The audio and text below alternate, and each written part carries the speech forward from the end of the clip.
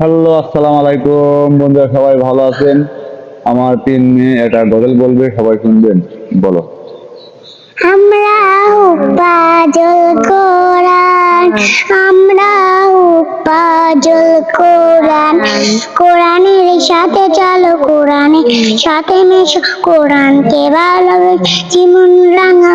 কোরআন কোরআন কোরআন, আমরা উপাজল কোরআন, আমরা উপাজল কোরআন, কোরআনের সাথে চল, কোরআনের সাথে মিল, কোরআনকে ভালোবেসে জীবন রাঙা।